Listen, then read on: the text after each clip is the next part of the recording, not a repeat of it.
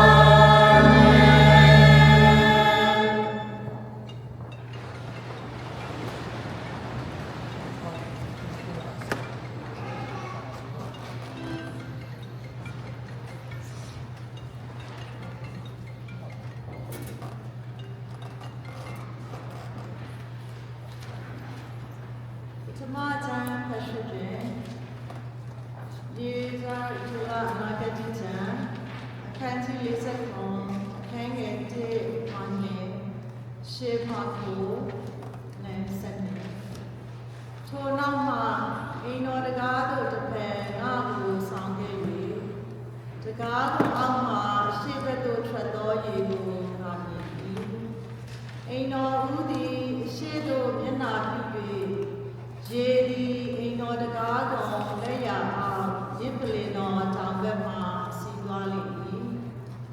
တဖန်မြောင်တကားလည်းဖြင့်ငါ့ကိုထုတ်၍အပြင်၌ဝိုင်းသွားရဲ့အရှိတို့မျက်နာပြုသောပြင်တကားလမ်းဝသို့ရောက်သောအခါလက်ရဘက်မှစီးသောရေကိုငါမြင်၏ထိုသူကလည်းဤရေသည်အရှိတို့စီး၍တောကိုလျှောက်ပြီးမှအိုင်ထဲသို့ဝင်ထက်သောအဖြစ်အိုင်ရည်သည်ချိုလိမ့်မည်အသက်ရှင်၍လှုပ်ရှားတတ်သောသရဝမျိုးမျိုးတို့သည်ထိုမြင့်ရည်ရောက်သည်များသောရက်တို့၌အသက်ရှင်၍အလွန်များစွာသောငါတို့လည်းရှိကြလိမ့်မည်ထိုမြင့်ရည်သည်ချိုသောကြောင့်ရောက်သည်များသောရက်တို့၌သရဝမျိုးမျိုးတို့သည်အသက်ရှင်ကြလိမ့်မည်မြေကမ်းနားတစ်ဖက်၌စားစရာကောင်းသောအပင်မျိုးမျိုးပေါက်ကြလိမ့်မည်အရွက်လည်းမညှိုးမနှွမ်းရအသီးလည်းမပြတ်ရလာတိုင်းအစင်နုသောအသီးကိုတီးလိမ့်မည်အကြောင်းမူကားတန်ရှင်းရာဌာနတွေကထွက်သည်အသီးသည်စားစရာကိုဖြစ်သည်အရွက်သည်အနာရောဂါငြိမ်းစေရာကိုဖြစ်သည်ဟုငါအားပြောဆို၏ဖျားခင်၏နှုတ်ကပတ်တော်မူ၏ဘုရားခင်အားကျေးဇူးတင်ပါသည်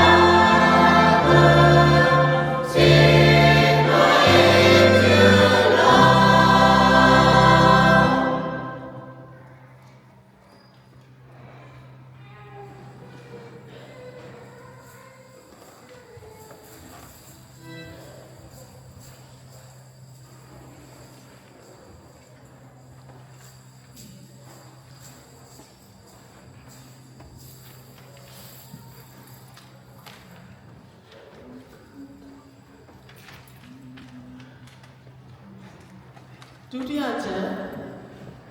ကောရိန္သုပထမစာဆောင်အခန်းကြီး3အခန်းငယ်9မှ17 16မှ19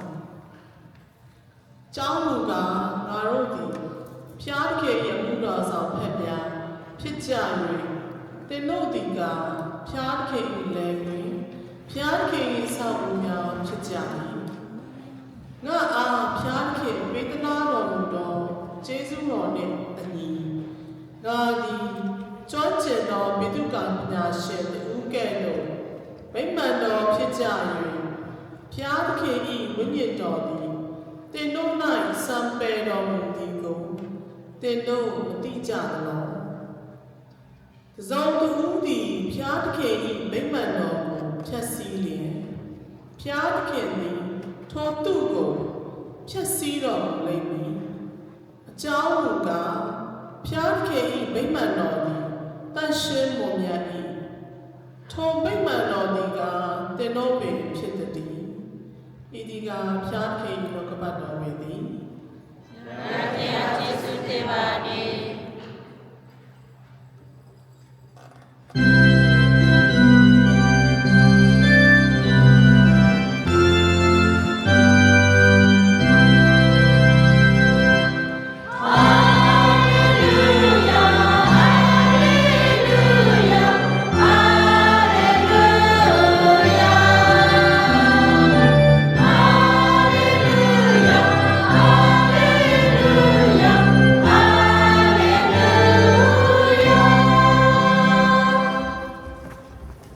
ဖျားသခင်၏ဝိညာဉ်တော်သည်ငါအပေါ်၌ရှိ၏